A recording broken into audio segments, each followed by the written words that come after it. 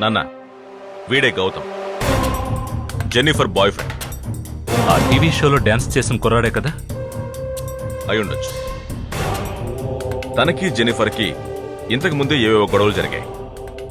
తనే జెన్నిఫర్ని చంపడొచ్చు కదా. ఎందుకు చెప్తున్నానంటే, పోలీసులు వెతుకుతున్నారని తెలిసి ఇంతవరకు అజ్ఞాతంలోనే ఉన్నాడు.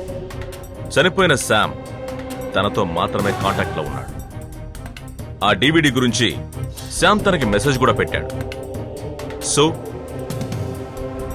నా క్రైమ్ టార్గెట్ వీడే.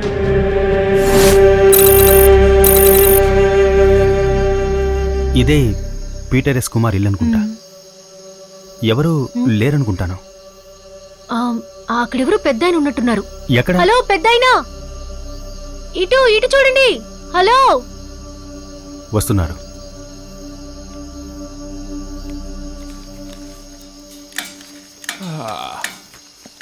ఎవరు మీరా? ఏం కావాలా? పీటర్ గారిని కలవాలి. పీటర్ గారా? ఆయన ట్రీట్మెంట్ పూర్తి చేసుకుని ఇప్పుడే వచ్చారు. ఎవరిని చూడరు, మీరు ఎలాండి ఎలాండి. సరే మమ్మల్ని రమ్మన్నారు. ఏందే, ఆయన రమ్మన్నారా? ఉండండి, నేను అడిగి వస్తాను. అయ్యా, మీరు రమ్మన్నారని చెప్పి ఎవరో ఇద్దరు వచ్చారండి.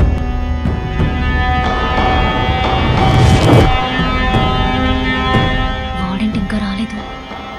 ఉండు, వస్తారు. హే అటు.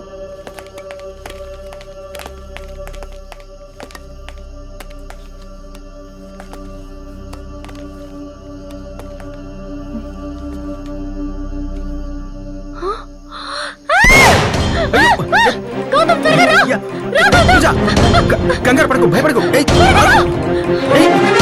పూజ, నేనే. పూజ, ఆగమంటాను కదా.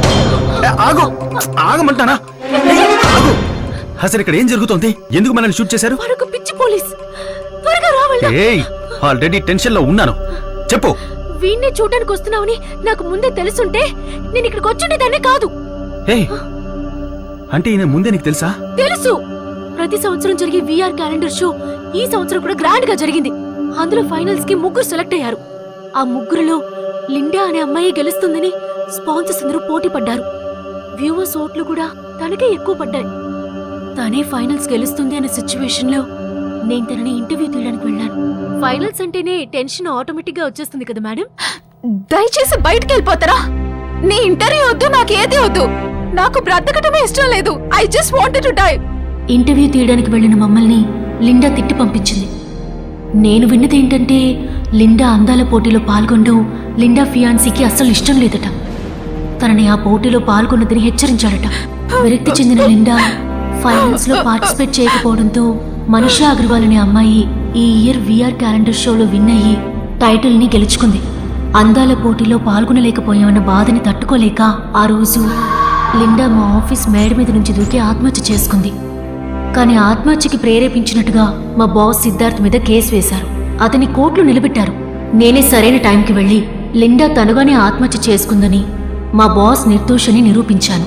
ఆ కోపంలో లిండా వాళ్ళ నాన్న మా ఆఫీస్కొచ్చి నన్ను చంపడానికి ప్రయత్నించారు. మా కలీగ్స్ కానీ అడ్డుకోకపోయింటే నన్ను అప్పుడే షూట్ చేసేస్తుంటాడు ఈ పిచ్చి పోలీస్. ఒక పోలీస్ ఆఫీసర్ ఇలా చేశారంటే ఖచ్చితంగా దీని వెనకాల కారణం ఉంటుంది.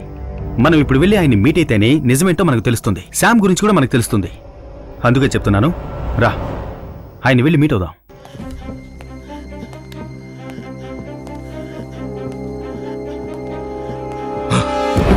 ఎంత ధైర్యం ఉంటే నువ్వు మళ్ళీ వస్తావు?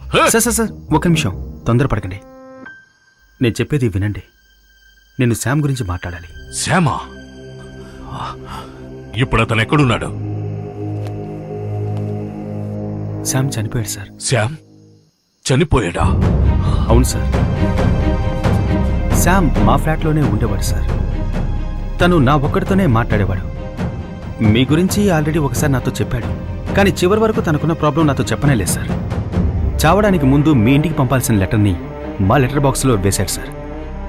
అదేవిధంగా ఒక డీవీడీని పూజా వాళ్ళ ఇంట్లో పడేశాడు. ఇప్పుడు ఆ డీవీడీ ఎక్కడుందో కూడా మాకు తెలీదు. ఇప్పుడు ఆ డీవీడీ కోసం అందరూ మమ్మల్ని వెంటాడుతున్నారు. ఎందుకోసం వెంటాడుతున్నారు, దానికి కారణం ఏంటో కూడా మాకు నిజంగా తెలీదు. మా వల్ల కావట్లేదు. ఇప్పుడు ఈ లెటర్ని పట్టుకుని మీ దగ్గరికి వచ్చాను సార్. దీన్ని కనుక మీరు చదివారంటే నిజమేంటో మీకు తెలుస్తుంది.